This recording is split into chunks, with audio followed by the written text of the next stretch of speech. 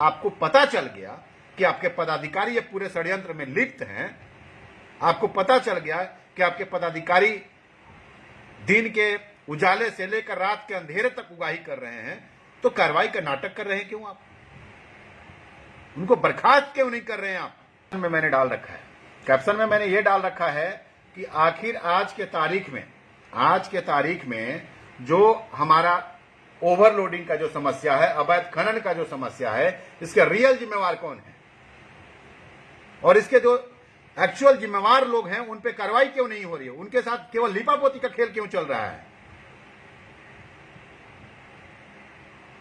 अरे जिसने, मैं कह रहा हूं कि अगर मैं बार बार कहता हूं कि बिना खनन और परिवहन विभाग के लोगों के, आप एक तरफ तो आज सरकार ने खुद शो कर दिया कि हमारे लोग इस बड़े षड्यंत्र में लिप्त थे, लेकिन कार्रवाई करने में आपको इतना समय क्यों लगा? और कार्रवाई के नाम पे आप लीपापोती क्यों कर रहे हैं? उनको बर्खास्त क्यों नहीं कर रहे हैं नौकरी से? आप बर्खास्तगी की जगह पे उनको आप एक जगह से दूसरे जगह ट्रांसफर करेंगे, फिर वो जाकर के वहां पे नया खेल खेलेंगे, फिर 2 साल बाद आप कार्रवाई करेंगे। ये कौन सा खेल है चूहे बिल्ली का? मैं बता रहा हूं, आज हम नहीं बोले ना, आज हमने अपनी आवाज नहीं उठाई, तो आने वाले टाइम में आपको केवल राष्ट्रवाद के नाम पे, आपको केवल भक्तवाद के नाम पे केवल और केवल धोखा मिलेगा। तो बहुत जरूरी है कि आज के तारीख में आप अपनी आवाज उठाइए। जितने भी ट्रांसपोर्टर बंधु हैं, खास करके जितने भी, अरे अवैध खनन का जिम्मेवार कौन है? तुम्हारा ऑफिसर जिम्मेवार है अवैध खनन का। परिवहन में तुम्हारे परिवहन अधिकारी जिम्मेवार हैं उसके, क्योंकि बिना उनकी अनुमति का एक गाड़ी भी रोड पे नहीं चलता है। आज 4-5 दिन पहले कार्रवाई हुई है, आज स्थिति रोड पे देखिए कैसी है। इस कार्रवाई को करने के लिए आपको कितना समय चाहिए भाई?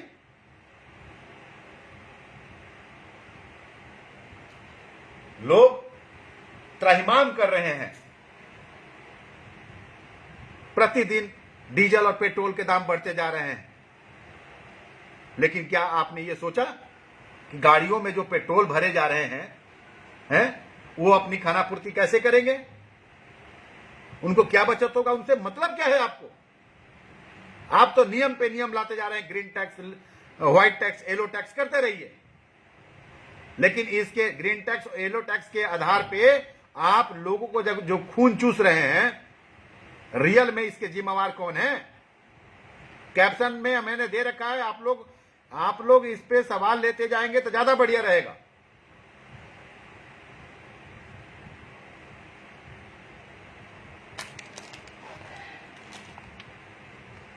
आज के तारीख में लोग त्राहिमाम स्थिति में हैं और लोगों को समझ में ही नहीं आ रहा है। सरकार चूहे बिल्ली का खेल खेलने में लगी हुई है। नीतीश कुमार जी, एक समय मैं बता देता हूं, ये जनता है, विकास यादव, अरे सही तो है भाई, बिल्कुल सही है, लेकिन इस सही को कर कौन रहा है? आज अवैध खनन में जितने भी अवैध बालू माफियाओं पे कार्रवाई हुआ है क्या? खनन माफियाओं पे कार्रवाई हुआ है क्या? नहीं, कार्रवाई हुआ है उन निरीह लोगों पे जिनके पास 1 गाड़ी है, 2 गाड़ी, जो जीवन यापन के लिए अपना वो गाड़ी चला रहे हैं, अपने घर परिवार को पालने के लिए जो गाड़ी चला रहे हैं, उनके ऊपर कार्रवाई हुआ है। रोशन जी हमारे साथ है। तो कार्रवाई आपको करना है आपके पदाधिकारी। जब आपको पता चल गया कि आपके पदाधिकारी ये पूरे षड्यंत्र में लिप्त हैं, आपको पता चल गया कि आपके पदाधिकारी दिन के उजाले से लेकर रात के अंधेरे तक उगाही कर रहे हैं, तो कार्रवाई का नाटक कर रहे हैं क्यों आप? उनको बर्खास्त क्यों नहीं कर रहे हैं आप? जब रातों रात आप जो 25 गुना फाइन का नियम ला सकते हैं, तो रातों रात इन पदाधिकारियों को, जो भ्रष्ट पदाधिकारी है, इनको बर्खास्त क्यों नहीं कर सकते आप?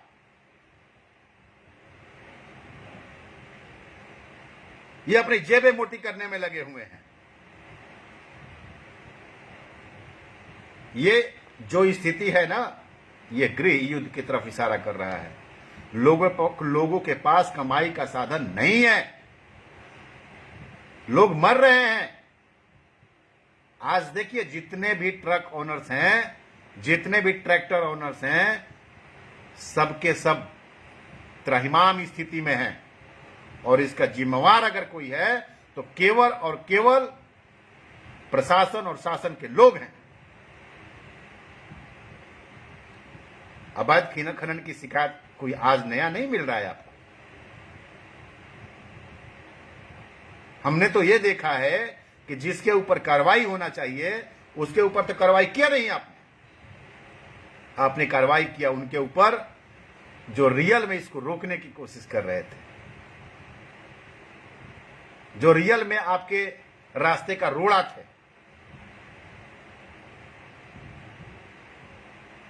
अरे साहब, दारू बंद है बट मिलेगा हर जगह, अवैध खनन बंद है लेकिन बालू अवैध खनन होगा हर जगह।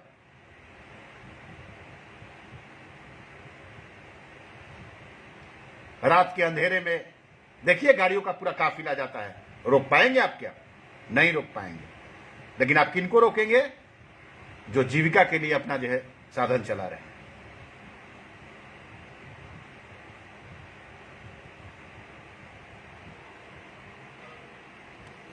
बहुत बुरी दशा है।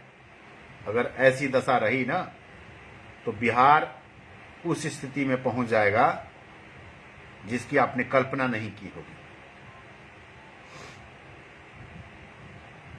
देखिए आज के तारीख में बच्चों की पढ़ाई तो चौपट हो ही गई है।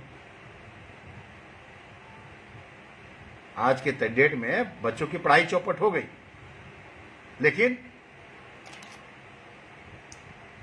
कोई दारू बेचने में लग गया, कोई कुछ करने में लग गया, अवैध कामों में लग गया। क्या करेगा जब आप उसको रोजगार नहीं देंगे? रोजगार का लॉलीपॉप थमा करके आपने जनता को मूर्ख बनाया और उसके बाद आप खेल खेल रहे हैं सुधार के नाम पे। रातों रात 25 गुना फाइन कर दिया। अरे 25 गुना फाइन उन्हीं लोग को भारी केवल पड़ रहा है जो रियल में निर्दोष हैं, जो दोषी हैं ना, जो रियल में दोषी हैं वो तो नोटों के बैंडल के सहारे रात रात भर गाड़ियां उनकी चल रही हैं और आपकी क्षमता नहीं है आप रोक दीजिएगा उसको, क्योंकि आपका शासन से लेकर प्रशासन तक उसमें मिला हुआ है। और ये चीज मैं नहीं कह रहा हूं, ये चीज आपके द्वारा ही साबित किया गया। ये चीज सरकार ने ही साबित किया कि हमारे शासन और प्रशासन के लोगों की इनमें संलिप्तता थी। तो कहीं ना कहीं अवैध खनन, अवैध परिवहन के जिम्मेवार हमारे शासन सत्ता के लोग हैं। कहीं ना कहीं अवैध जो भी मटेरियल उठता है उसके जिम्मेवार हमारे शासन सत्ता के लोग हैं।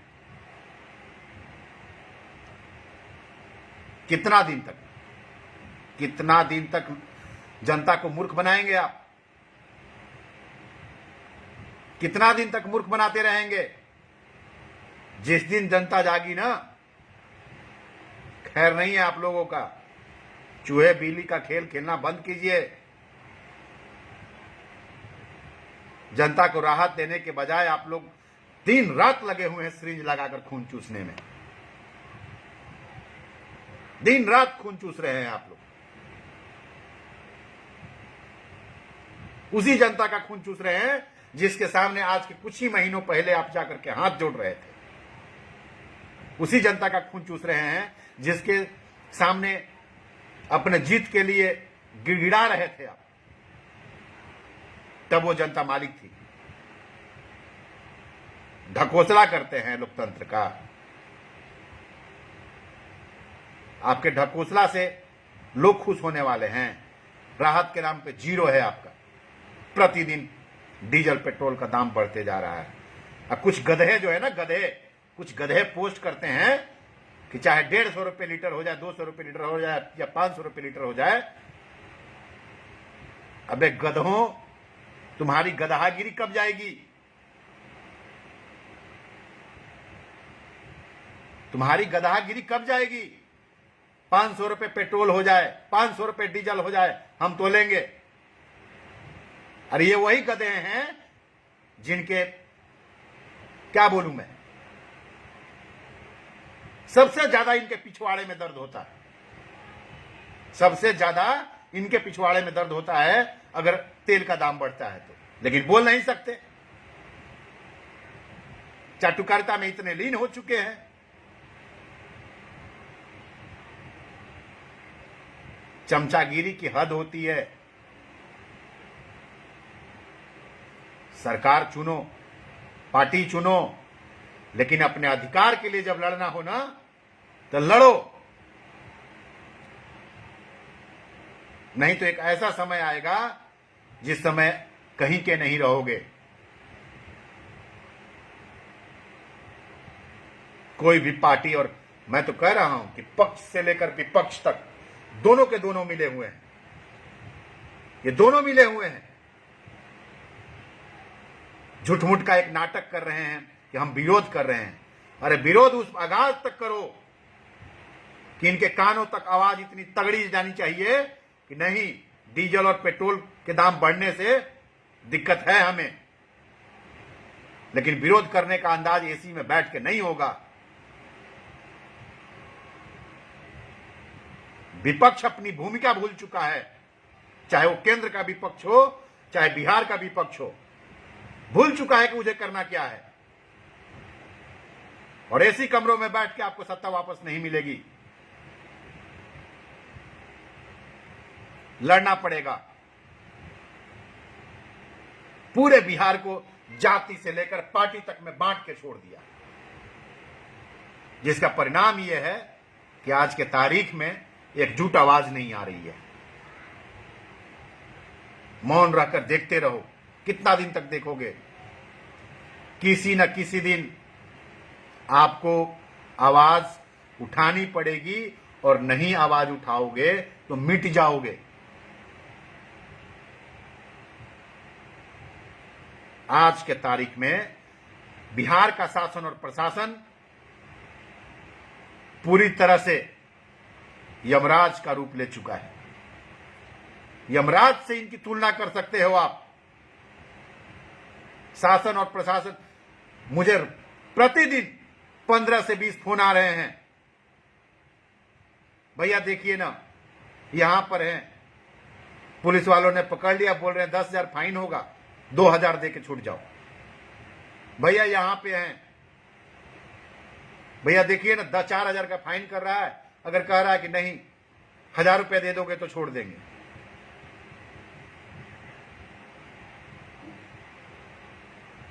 उतरना पड़ेगा रोड पे। अरे आप लड़ो या मत लड़ो, मैं अपने हिस्से की लड़ाई लड़ूंगा। आपके लड़ने नहीं लड़ने से मैं जगाने का काम करता हूं, मैं जगाऊंगा। आपको जगना है कि नहीं जगना है वो आपकी मर्जी है, लेकिन मैं अपने हिस्से का काम करके जाऊंगा। मुझे फर्क नहीं पड़ता कि मेरे साथ में कौन है और मेरे कौन खिलाफ है। मुझे फर्क तब पड़ता है जब शासन तंत्र बेलगाम हुआ पड़ा है और विपक्ष सोया पड़ा है। मुझे फर्क तब पड़ता है कि जब शासन तंत्र बेलगाम हुआ पड़ा है और जनता यहां की सो रही है।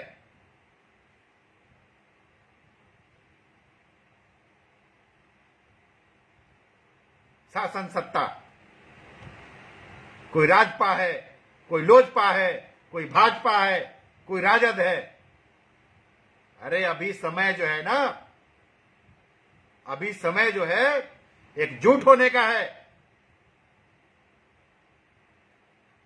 कि कहावत है कि अगर सत्ता तब निरंकुश हो जाती है जब सत्ता के विपक्ष में बैठे हुए लोग बीन बजा रहे होते हैं।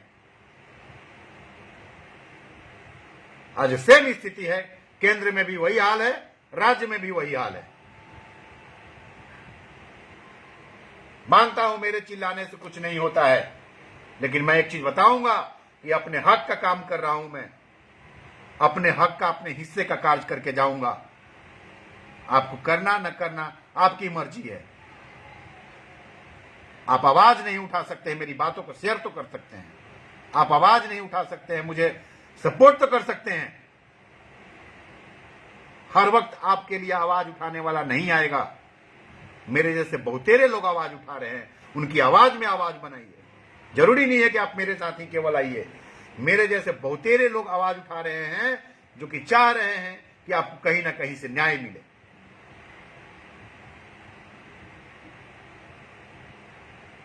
तो शासन सत्ता में बैठे हुए लोग आपको इसीलिए इन्होंने बांटा था कि आप आवाज नहीं उठा पाए। आज की जो स्थिति है ना, दुर्दांत स्थिति है। आप पूछिए उस गाड़ी ओनर से जो महीने में 5-5 लाख रुपया रॉयल्टी भरने के बाद, रॉयल्टी भरने के बाद भी उसको अवैध रूप से देना पड़ता है। सरकार को भी रॉयल्टी दो, इनके जो अफसरान बैठे हुए उनको भी रॉयल्टी दो। साला भ्रष्ट तंत्र बना रखा है पूरा का पूरा। जो है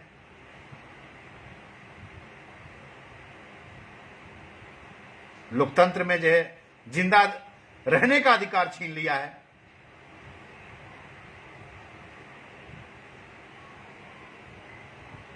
और मैं जहां तक मानता हूं कि यहां की जो जनता है ना, जिनके मतलब यार जू नहीं लगता आप लोग को, आप लोग शर्म नहीं आता है?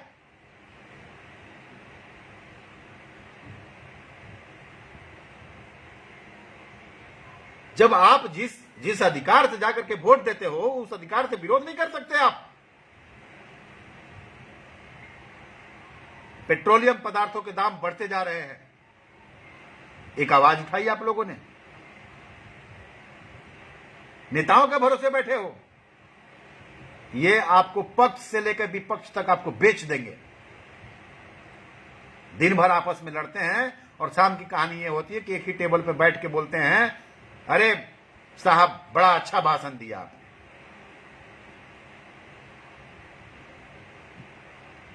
मेरा काम जगाना है, मैं जगा रहा हूं।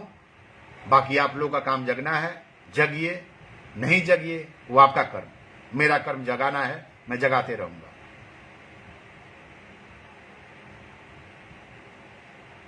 जितने भी लोग हैं, जितने भी आज के तारीख में लोग हैं, ये इनके जो है ना, क्या बोलते हैं, मस्तिष्क पे बुखार चढ़ा हुआ है जातिवाद का।